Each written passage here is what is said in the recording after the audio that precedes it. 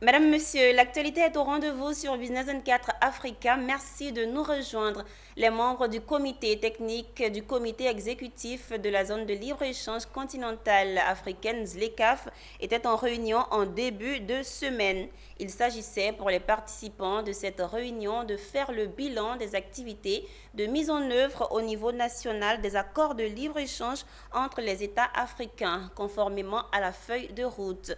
Rappelons que la ZLECAf, à laquelle environ 47 pays africains sont signataires, est entrée en vigueur depuis janvier 2021.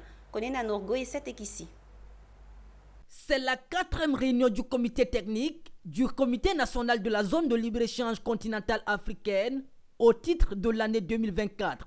Autour de la table, le directeur général du commerce extérieur représentant le président du comité technique, la secrétaire exécutive du comité national, ainsi que le secteur privé et tous les acteurs de l'économie ivoirienne. Une réunion qui vaut son pesant d'or dans l'opérationnalisation de la ZLECAf, car elle permet de faire le point périodique de la mise en œuvre. Et comme vous le savez, depuis l'année dernière, notre pays, je dis en guillemets, est le pays le plus riche d'Afrique de l'Ouest par PIB par tête. Mais la deuxième économie d'Afrique de l'Ouest. On fait des efforts importants. C'est vrai qu'il faut aller plus vite et plus loin. Et la ZLECAf est ce levier-là qui va nous permettre de faire en sorte que ce pays aille plus vite et plus loin.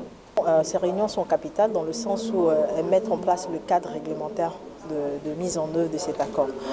Ce sont des réunions statutaires selon le décret qui institue le comité national. On est supposé avoir une réunion une fois par mois au moins, ou à la demande du président du comité technique. Et ce sont ces réunions qui nous permettent de discuter des sujets au niveau des négociations et même des mises en œuvre des stratégies, et aussi au niveau des études qui sont faites. Tous les TDR des études qui sont faites dans le cadre de la ZLECAf sont validées par ce comité. Donc, je nous félicite, le gouvernement, le secteur privé, d'avoir vraiment atteint le nombre de réunions. Même si l'année passée, nous avons eu 12 réunions telles qui étaient vraiment prescrites par le décret du président de la République. Pour tirer parti de cet accord, le comité national chargé de la coordination et la mise en œuvre a parié sur l'inclusion. Une belle part donc au secteur privé qui s'active pour profiter de ce marché commun africain d'environ 1,3 milliard de consommateurs.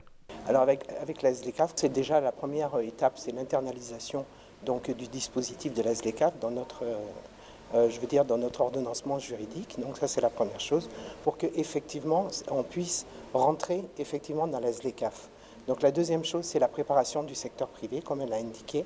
Donc former les entreprises, ce que nous avons déjà commencé à faire. L'accord de la ZLECAf a été ratifié par 47 pays africains, dont la Côte d'Ivoire. Cette zone de marché commun, symbolisée par le démantèlement tarifaire entre les pays signataires, est entrée en vigueur depuis janvier 2021.